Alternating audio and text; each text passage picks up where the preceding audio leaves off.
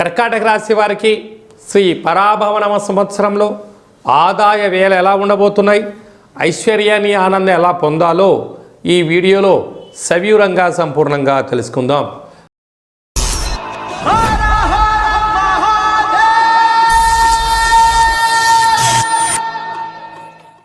ఓం నమః శివాయ.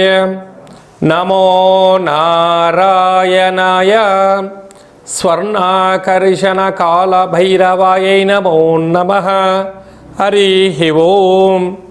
మా ఛానల్కి స్వాగతం. చూస్తున్న వీక్షకులకు ప్రేక్షకులకు ప్రియ కాల భైరవ భగవద్బంధులకి స్వాగతం పలుకుతూ మమ్మల్ని ఎంతగానో ఆదరిస్తూ ఉండబడినటువంటి ప్రియ సోదర సోదరీమణులకు, జ్యోతిష్య అభిమానులకు, సనాతన ధర్మ సంరక్షకులకు అందరికీ కూడా తెలుగు ఉగాది పండగ శ్రీ పరాభవనామ సంవత్సర పండగ శుభాకాంక్షలు.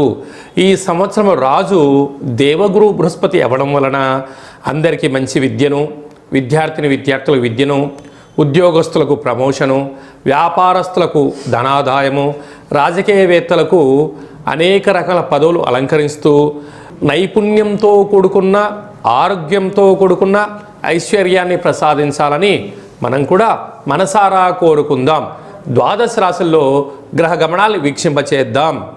మిథున రాశిలో దేవగురు బృహస్పతి సంచార స్థితి, సింహరాశిలో కేతు సంచార స్థితి, అలాగనే కుంభరాశిలో రాహు సంచార స్థితి, మీనరాశిలో శని భగవానుడి సంచార స్థితితో ద్వాదశ రాశుల్లో గ్రహ గమనాలు ఈ విధంగా ఉన్నాయి. ఈ సంవత్సరము రాజు దేవగురు బృహస్పతి అవ్వడం వలన సకాలంలో పంటలు, విద్య, ఉద్యోగము, ఐశ్వర్యము, అనంతమైన ఈ భూమండలమంతను కూడా నిత్యము సస్యశ్యామలంగా ఉంటుంది. కనుక అందరికీ ఇది చాలా శుభకరణంగా భావించగలగాలి. మంత్రివర్యులు కుజభగవానుడు అవ్వడం వలన పాలకుల మధ్య స్వల్పమైన విభేదాలు ఉండే అవకాశాలు ఉన్నాయి.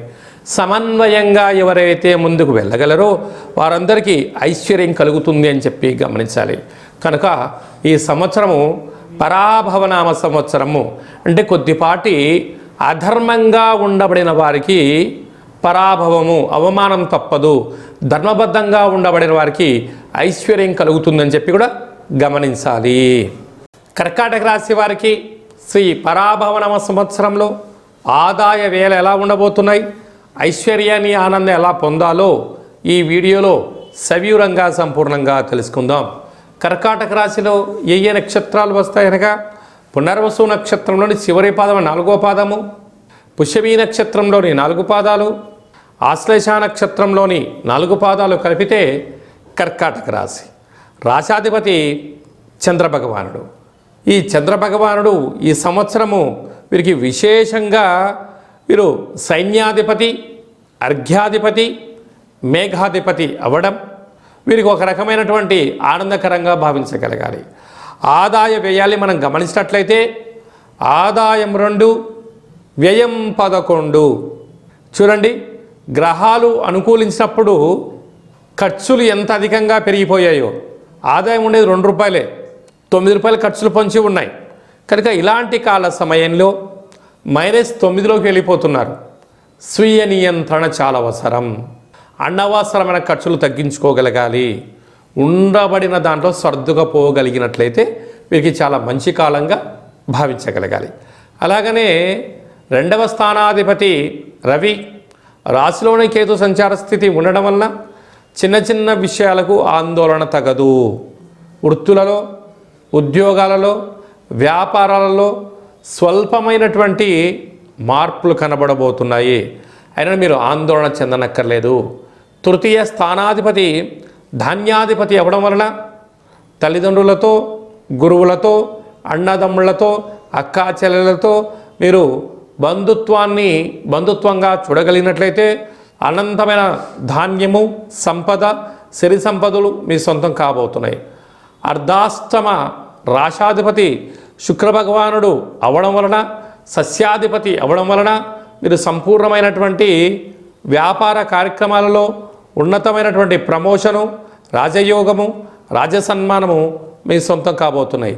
అదే కాకుండా ఈ కర్కాటక రాశి వారు ఈ సంవత్సరము బాగా గుర్తు పెట్టుకోవాల్సిన మొదటి అంశం ఏమిటయ్యా అనగా 12వ తారీఖు 8వ నెల 2026 అంటే ఆషాఢమాస అమావాస్య బుధవారము పుష్యమీ నక్షత్ర సందర్భంగా ఎలాంటి పనులు పెట్టుకోకపోవడము అని చెప్పి గమనించాలి.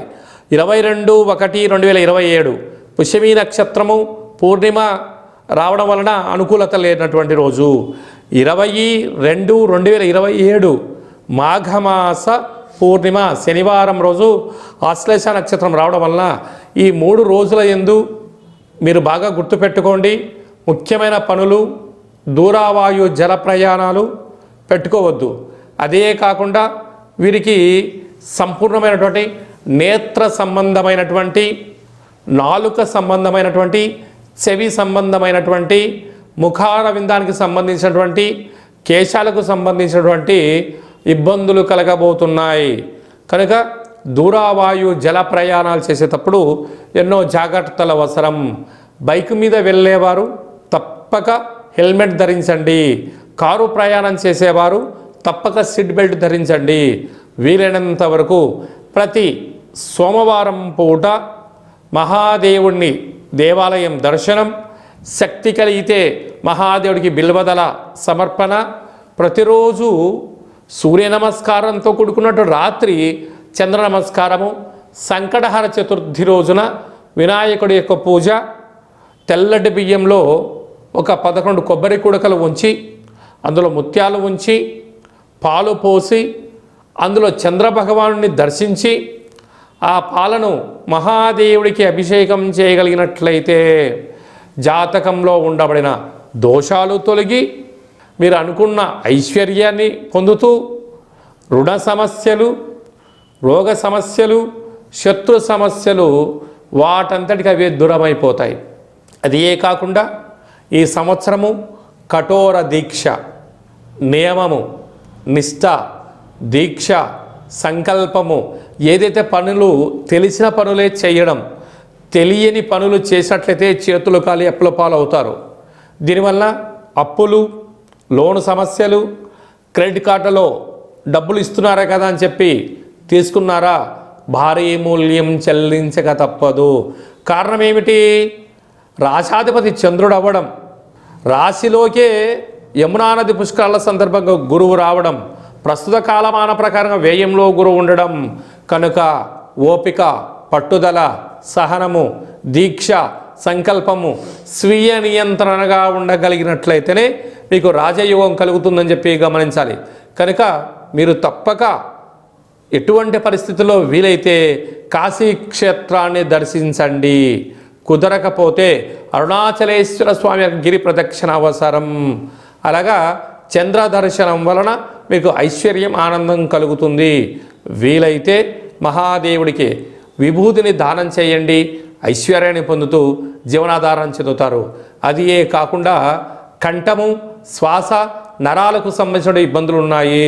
కనుక ఆజ్ఞాచక్రాన్ని అదుపులో ఉంచుకోవడము, ఆ ఆజ్ఞాచక్రానికి ప్రతి సోమవారం పూట స్మరణ ధ్యానము చేసి సమస్థితిలో ఉంచుకోగలిగినట్లయితే సకల వ్యాధులు దూరం అయిపోతాయని చెప్పి గమనించాలి.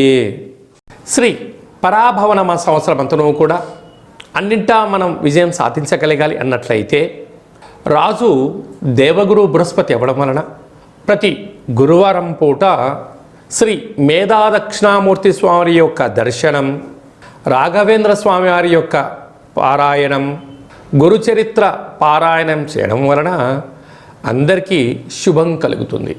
ఈ సంవత్సరము మనకు యమునా నది పుష్కరాలు కనుక పుష్కర స్నానం చేయడం వలన సంపూర్ణమైనటువంటి సకల దోషాలు తొలగి ఐశ్వర్యం కూడా కలుగుతుంది.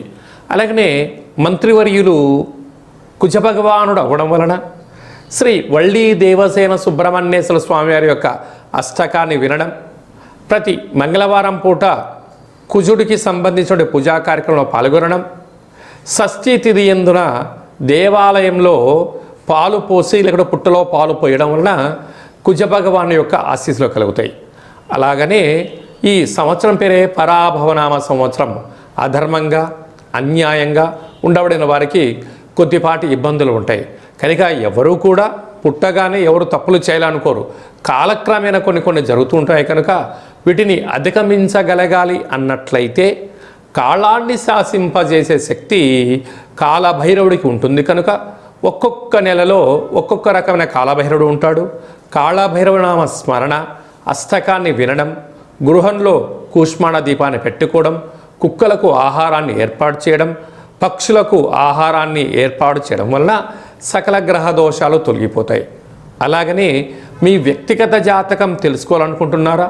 మీ యొక్క పేరు, పుట్టినటువంటి తేదీ, నెల, సంవత్సరం, పుట్టినటువంటి సమయం రాసి పంపించినట్లయితే 100 సంవత్సరాల జాతకం రాసి పంపించి పుట్టినప్పుడు గ్రహ గమనాలు ఎలా ఉన్నాయి, శ్రీ పరాభవనామ సంవత్సరంలో ఎలా ఉండబోతుంది, రాబోయే కాలంలో భవిష్యత్ కాలంలో ఎలా ఉండబోతుందో మీకు సవివరంగా సంపూర్ణంగా తెలియచేయడం జరుగుతుంది.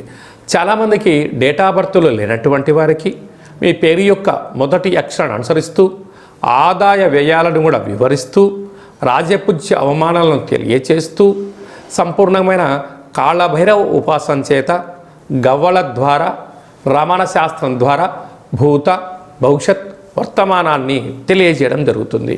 కనుక ఈ కింది నేమును సంప్రదించి అపాయింట్మెంట్ తీసుకొని సంప్రదించగలరు. శ్రీ పరాభవనామ సంవత్సరం అంతను కూడా అందరికీ నిండు నూరేళ్ల ఆయురారోగ్యాలు, ఐశ్వర్యము, ఆనందము, పాడి పంట, ఐశ్వర్యము, స్వయం కృషి, పట్టుదలతో అందరికీ విజయాలు కలగాలని కోరుకుంటూ మనసారా కాళభైరవ స్వామి యొక్క ఆశీస్సులు. ఓం కాళకాలాయ విద్మహే కాళాతీతాయ ధీమహి తన్నో కాళభైరవ ప్రచోదయాతు. ఓం రాజాదిరాజాయ ప్రసహ్య సాహినే నమో వయం వై శ్రవణాయ కుర్మహే సమే కామాన్ కామకామాయ మహ్యం కామేశ్వరో వై శ్రవణాయ మహారాజాయ నమః. శతమానం భవతు శతాయు పురుష సతేంద్రియ ఆయుష్యేవేంద్రియే ప్రతితిష్టతి. ధనం ధాన్యం బహుపుత్రలాభం శత సంవత్సరం దీర్ఘమాయు. శ్రీ పరాభవనామ సంవత్సరాంతం అఖండం నిత్యం శాంతిరస్తు, వృద్ధిరస్తు, తుష్టిరస్తు, అవిఘ్నమస్తు, ఆయుష్యమస్తు, ఆరోగ్యమస్తు, స్వస్తిం శివం కర్మాస్తు, కర్మ సమృద్ధిరస్తు, వేద సమృద్ధిరస్తు, పుత్రపౌత్రాది రక్షంతు, సర్వే జనా సుఖినో భవంతు, లోకా సమస్తా సుఖినో భవంతు. సర్వం కాళభైరవ దేవతార్పణమస్తు. హరి ఓం. ఈ వీడియో మీకు నచ్చినట్టయితే మా ఛానల్ని సబ్స్క్రైబ్ చేసుకోండి.